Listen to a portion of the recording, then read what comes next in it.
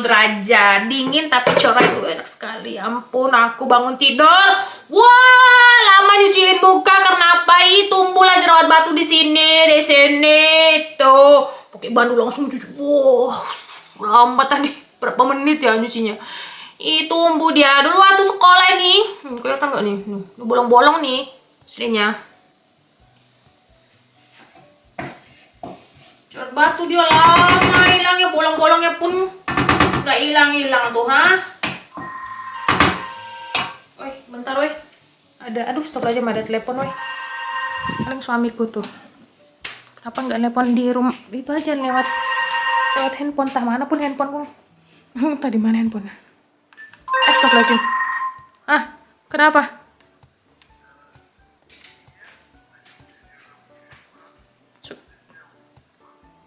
Iya, Chocolat Nestle.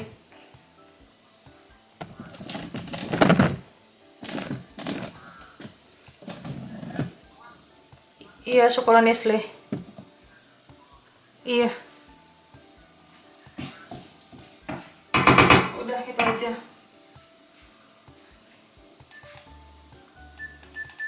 Beda memang ya, kata Dr.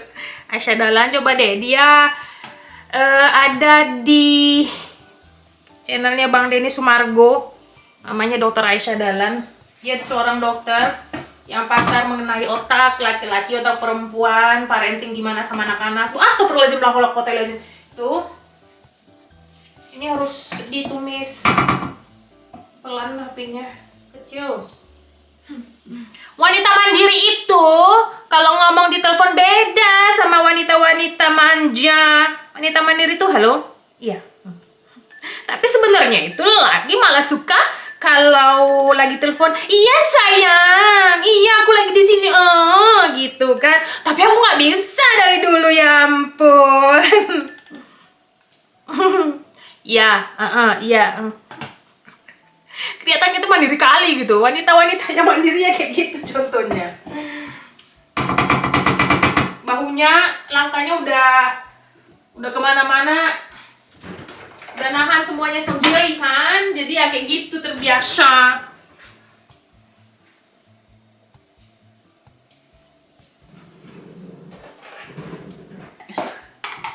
Aku masukkan ini, aku masak ayam, ada sisa ayam di freezer. Sebenarnya nggak mau masak karena hari Minggu kan, cerah sekali cuacanya 0 derajat. Dingin tapi cerah, mataharinya itu enak sekali. Jadi aku ini ngolahin ayamnya pakai bumbu panggang Kak Nia Hermanto. Aku pernah buat video sebelumnya. Cuma mau aku tambahin kuahnya. Kuah santan aku susutin, jadi bentuknya kayak ayam kecap gimana gitu, ayam kecap santan gitu ya. Tuh, males hari ini pengen nyantai gitu kan, ada sisa grata kemarin malam, grata sosis. Ya udah, masih ada kok untuk siang ini. Cuman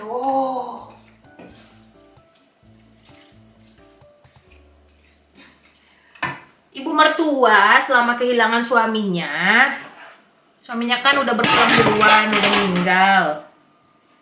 Bapak mertuaku baru berapa minggu yang lalu meninggal. Jarang sekali masaknya yang ala kadarnya, yang masak di rumah itu bapak mertua. Menunya itu sering ganti-ganti kayak mama pada umumnya yang sering di dapur. Masakan Perancis enak-enak, ya ampun.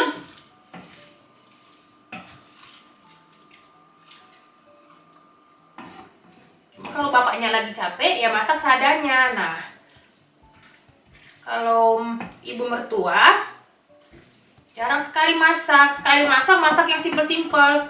Walah, yang kaleng-kalengan tuh dipanasin. Beli di kalengan jadi, tinggal dipanasin di pool itu apa namanya? Di teflon, atau bisa dipanasin di microwave gitu kan. Terus masak-masak sosis, daging-dagingannya tinggal pakai butter gitu aja. Nah, ini kalau masaknya nih, ini aku sekalian masak 1,2 kilo ayam. Jadi nanti aku bontotin buat ibu mertua. Kalau lagi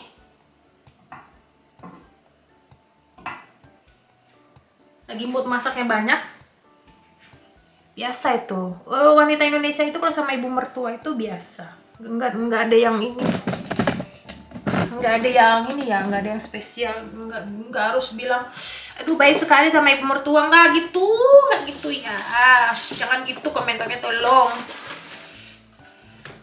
Wanita Indonesia itu pada umumnya udah punya edukasi dan budaya beda sama ibu sama bapak mertua. Kalau di sini, ya ampun beda. Tuh bibirku nampak kan, ya ampun hitam sekali. Ya apa-apa, udah segini aja lah. Terus beda sama di sini, wanita-wanita asli warga negara Prancis.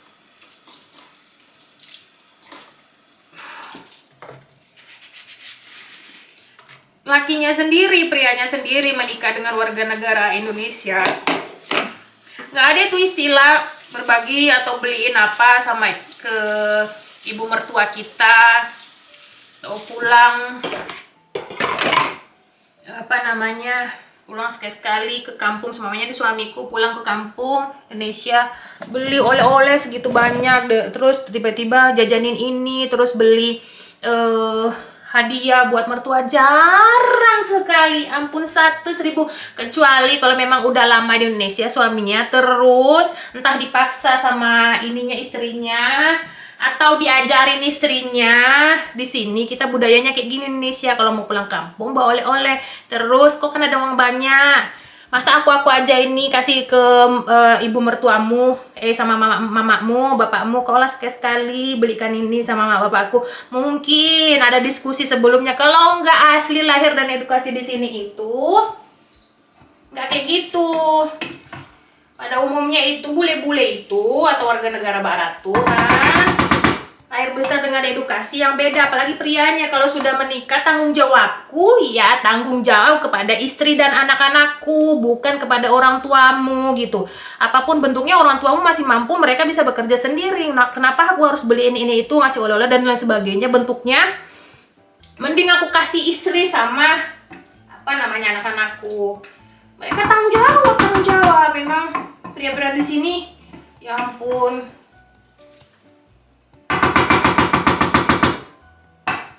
Mau yang menikah sekalipun sah atau enggak, karena di sini banyak ya yang enggak menikah tapi bisa punya anak, dan istilah kasarnya kumpul kebo, tapi mereka punya keluarga, punya anak, punya suami. Katanya sih, yang aku tanya, apa bedanya menikah sah sama menikah enggak menikah gitu. Hanya bedanya di papier atau surat-surat berkas-berkas lebih memudahkan, atau ngurus harta gono gini lebih memudahkan yang menikah daripada yang enggak menikah. Hanya itu secara finansial, secara materi. Yang lainnya sama aja. Mereka hidup bersama, punya anak, anaknya besar. Kadang menikahnya ada yang umur 50 tahun baru menikah. Wah, menikah itu kayak secret itu apa ya? Nggak tahu lah aku tuh bahasanya. Makanya gak heran kalau pria-pria bule itu baru menikah, nggak ini, banyak kan nggak langsung memutuskan, nggak langsung punya anak. Mau menikah aja mikir dulu, mikir panjang. Di sini di TV ya dibilang ya, tingkat kelahiran di sini lebih menurun daripada tingkat kematiannya. Lebih banyak kematian di sini, udah berkurang mempunyai anak. Niat punya anak itu udah berkurang. Katanya apa? Secara finansial. Aku bilang kan, mau punya anak itu harus hidup yang mapan, nyiapkan mental, nyiapkan fisik, semuanya disiapkan, baru memutuskan untuk menikah dan punya anak. Makanya kebanyakan kita itu ada yang harus dicontoh. Kalau yang baik memang harus dicontoh. Ada yang ada nes kelilingku aja di kampung ya, ini contoh aja ya, di sekelilingku di kampung itu nikah terus tiba-tiba punya anak gitu. Jangan kita balikan ke agama. Di sini ceritanya nggak ada agama ya. Kalau kita ceritakan punya anak punya ada rezeki gitu, makin banyak anak banyak rezeki. Kita nggak cerita agama di sini. Aku mau nyontoh secara logika. Nah, orang-orang banyak yang ada di sekeliling kampung itu langsung nikah punya anak gitu, padahal kehidupan suaminya itu jauh dari mapan. Tapi anak-anaknya itu kadang ada yang nggak sekolah, kasihan kan gitu. Jangan cerita agama di sini, aku nggak mau cerita agama ya, bu cerita agama terus. Kita bandingkan secara logika. Aku pengen contoh yang kayak gitu. Maksudnya pengen ini apa? Pengen contoh kayak gitu. Pengen nyontoh-nyontoh yang logika yang menurut mereka bagus gitu. Nah suamiku itu baru menikah itu nggak pengen punya anak, maksudnya nggak pengen punya anak dulu. Kita nunda loh kurang lebih setahun lebih, baru aku memutuskan pengen punya anak. Itu pun aku yang memutuskan tuh, kalau sayang dia kan sama awak kan, ya udahlah gitu. Ya aku ungkep dulu. Mana tuh? Oh punya anak di sini, ya ampun. Belum mapan aku. Rumahku masih nyewa. Rumahku masih kecil, biarpun itu rumahku sendiri. Nantilah punya anak gitu, kayak gitu. Jadi disiapkan bener, apalagi kalau fisik sama mentalnya belum siap punya anak.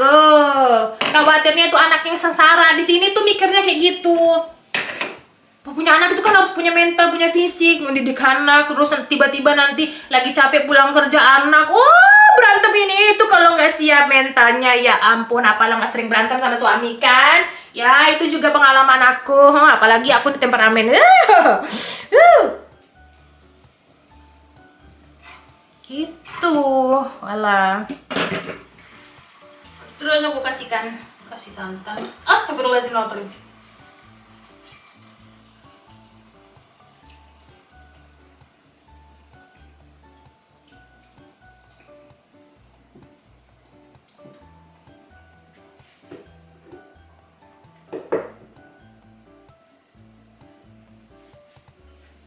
Masak dulu sampai matang. Susutkan dulu. Jangan deh.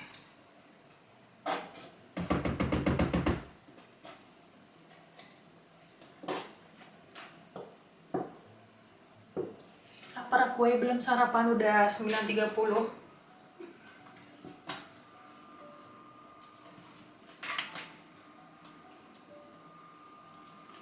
Ada yang sama nggak kayak aku? Aku tuh bangun tidur, kalau ada cucian piring gitu ngangkrak belum dicuci, bukan langsung sarapan, aku cuci piring dulu. Jadi pas sarapan nengok ada yang kotor, nggak semak di muka, nggak semak di mata. Itu bangun tidur aku tuh, ini banduan langsung cuci muka, terus nyiapin masak nih, motong-motong ayamnya tadi, biar pas sarapan itu nggak mikir lagi belum masak, kan tenang gitu sarapan, masakan udah siap gitu loh. Asam jawa, kecap, kasih gula merah, dah gitu aja. Udah nyiapin ini. Jadi gak heran kalau wanita di sini itu banyak yang bekerja ya. Mereka akan mendiskusikan terlebih dahulu sama suaminya, nanti kalau kerja aku bantu yang ini, bantu yang itu. Dan pada umumnya di Indonesia juga banyak ya nerapin kayak gitu. Kadang kita pikir secara logika kalau finansial satu orang itu nggak mencukupi, kan lebih bagusnya istri bantu. Terus kalau kayak aku gini yang nggak bekerja 100%, suami aku yang nanggung ya. Cuma enaknya warga negara Indonesia yang menikah dengan warga negara asing bisa bekerja, jadi nggak enggan dia ngasih, atau tiba-tiba pulang ke kampung beli oleh-oleh, terus belikan ini itu ke keluarga masing-masing. Karena edukasi warga negara asing itu, bule-bule itu pada umumnya ya, mungkin ada yang enggak, ini dia aku seorang pria, tanggung jawabku ya ke istri sama anak-anakku aja. Orang tuamu bukan tanggung jawabku, dan orang tuaku sekalipun yang kandung bukan tanggung jawabku gitu. Karena mereka terbiasa mandiri dari keluar dari rumah itu mandiri, bener mandirinya kebanyakan di sini lingkunganku aja. Itu umur 18 tahun ya. 18 tahun kau tuh maksudnya lepas dari tanggung jawab orang tuanya. Yang masih melanjutkan sekolah masih tanggungan sama orang tuanya. Yang nggak mau melanjutkan sekolah 18 tahun, keluar silakan gitu. Jadi aib gitu kalau masih nimbrung di tempat orang tuanya.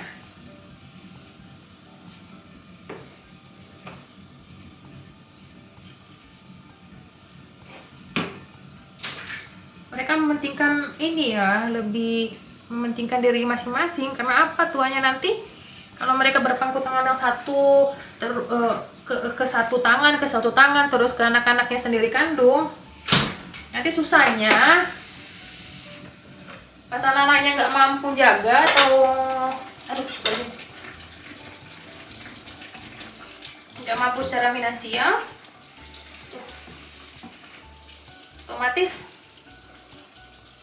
si bapak sama si mama nih panti jompo lah. Apalagi sini panti jomponya cantik ya, kayaknya juga itu berapa tahun yang lalu, ampun, 10 tahun yang lalu aja itu kalau nggak salah 2000-an, satu orang 2.000 euro per bulan, 2.000 euro per bulan sampai dia meninggal di situ. Makanya banyak orang di sini dari mudanya tuh kerja untuk apa? Untuk pensiunan, masa pensiun mereka tua nanti gitu. Nanti aku pensiun di mana? Nanti aku tua di mana? Ya ampun, nggak punya uang, nggak punya ini, nggak kerja. Siapa yang bayar uang panti jompoku? Enak di sini panti jomponya, makanannya enak, tempat tidurnya bagus. Tapi itu harus kuat uang. Jadi ya harus ini kerja keras mudanya. Itu aku mau sih.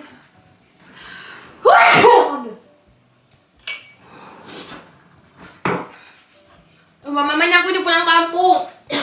Tiba-tiba apa namanya? Astagfirullahaladzim. Aku bilang aku buat video suamiku belikan ke orang tuaku ini itu gitu. Mungkin udah aku diskusikan terlebih dahulu sama suamiku. Tapi kalau asli lahir besar tuh tiba-tiba lahir besar di negara asing, suaminya yang warga negara asing tiba-tiba paham gitu, nggak pernah tinggal di Indonesia, nggak pernah diskusi sama sekali sama istrinya warga negara Indonesia, tiba-tiba ngasih gitu aja ke orang tua si warga negara Indonesia ini, bullshit, omong kosong ya. Memang harus didiskusikan terlebih dahulu itu. Itu yang sepenglihatan aku ya, bukan karena aku punya wawasan banyak ya, bukan ya.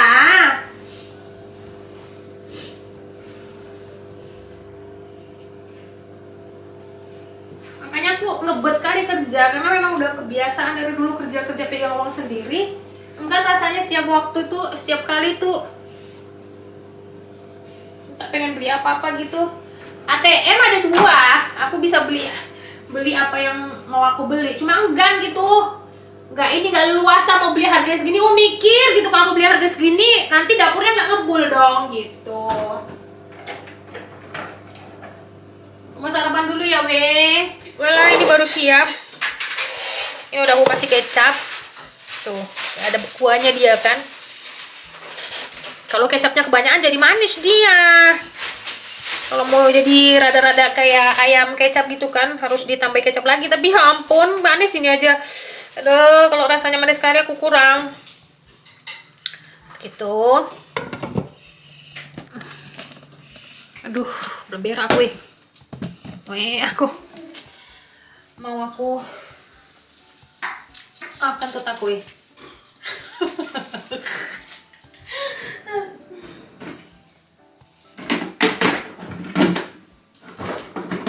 pakai ini, aku nggak pakai kotang aku. Aduh, nggak ada waktu, bangun tidur langsung siap-siap masakan.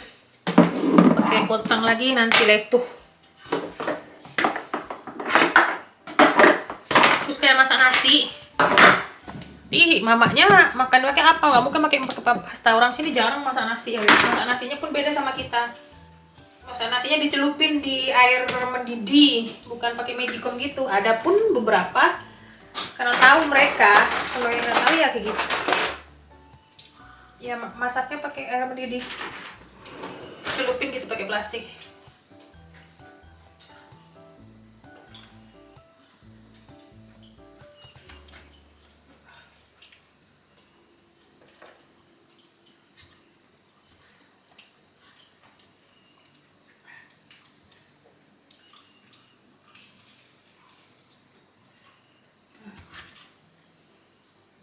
Ini aku potong besar-besar, paling ada berapa biji nih. Tuh.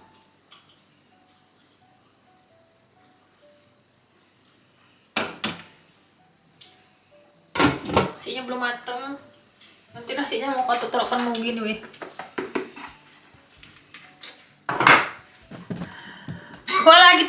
Boleh gitu aja hari ini. Nah, di sini mau ngapain? Mau pakai Bobo. mau pakai bahan cipas yang gorsa.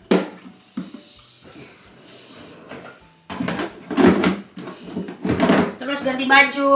Habis itu tidur enggak ya? Buat video lah ngedit lah kue. Olah, sampai ketemu di vlog selanjutnya. Bye bye bye bye. Bisi bisi.